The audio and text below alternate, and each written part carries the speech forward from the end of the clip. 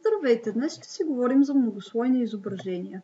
Програмата, с която ще работим, се нарича GIMP. Тя е безплатна алтернатива на друга популярна програма, която се използва професионално, наречена Photoshop. Ето така изглежда програмата GIMP. Тук отдясно можете да видите паното за слоеве. Основното при многослойните изображения, както можете да се досетите, е, че може да налагаме множество слоеве един върху друг. Сега ще видим как можем да направим, да използваме тези слоеве, за да направим монтаж. Една картинка върху друга картинка. Това са двете картинки, с които ще започнем. Тази ще използваме като горен слой и ще я монтираме върху ето тази за фон. За тази цел първо в GIMP ще отворим горната картинка и ще изтрием, ще направим прозрачен фон, така че след това да изглежда да може да се монтира добре върху фона.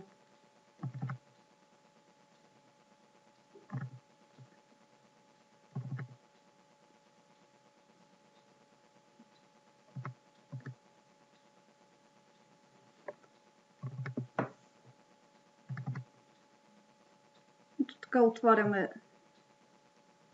картинката и сега искаме да добавим канал, който да е за прозрачността. От менюто Layer, което е слой, избираме Transparency и Add Alpha Channel. Това наглед няма да промени нищо, но картинката добива, така да се каже, възможността да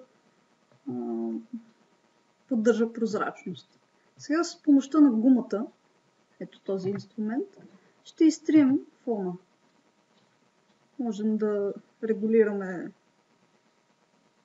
размера на гумата от тук и малко ще си поиграем, така че на картинката да остане видимо само котенцето.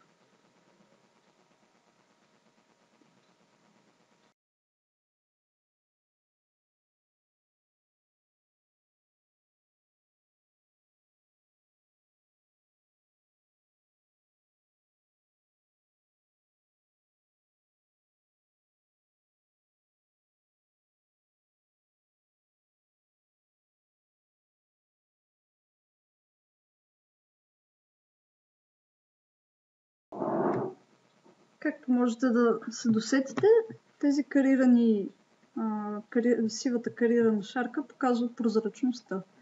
Сега ще запазим така изчистеното от фона котенце с помощта на командата Export. Това означава изнасяне на картинката в някакъв формат. За да запазим прозрачността, ще изберем формат PNG, който поддържа прозрачност.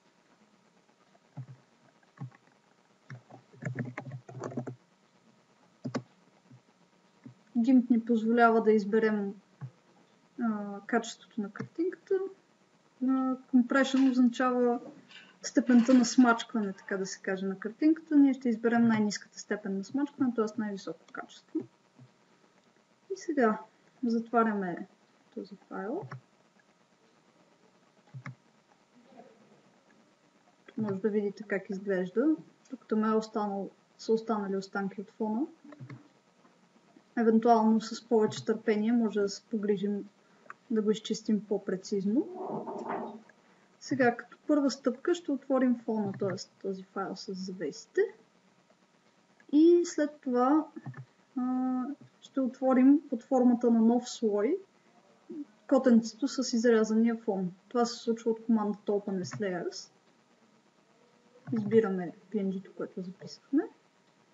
И сега тук може да видите, понеже двете картинки са с еднакъв размер, те си пасват точно. Но ние искаме да преместим котенцето да се пада върху завесите. За целта избираме слоя с котенцето. С помощта на инструмента за правоъгълна селекция избираме зоната, в която е котенцето и с ето този инструмент Move го преместваме, така че да се падне върху завесата. Така. Изглежда сякаш нашето котенце се катери по завесата.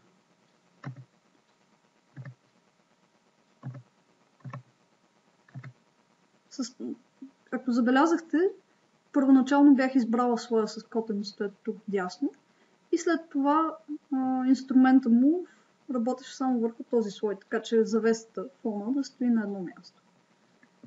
При нужда можем също така да скалираме, ето с този инструмент Scale, може да оголемим или смалим котенцето. При нас така добре се получава и без допълнително преоразмеряване. От паното с слоеве може да изберем режим на смесване на двете картинки. Например, този режим Multiply означава умножение на цветовете. Както виждате, ако изберем него, котенцето става полупрозрачно и се слива с завесата. Аз ще върна нормалния режим, защото така изглежда по-реалистично. Също така можем да си поиграем с прозрачността на котенцето. Малко да я намалим, така че да се скрият дребните дефекти, които са останали по фона. Сега готовата картинка, отново с помощта на експорт, можем да запазим като отново в PNG формат, за да... Всъщност вече не ни интересува слоя с прозрачността, но въпреки това ще избера PNG формата.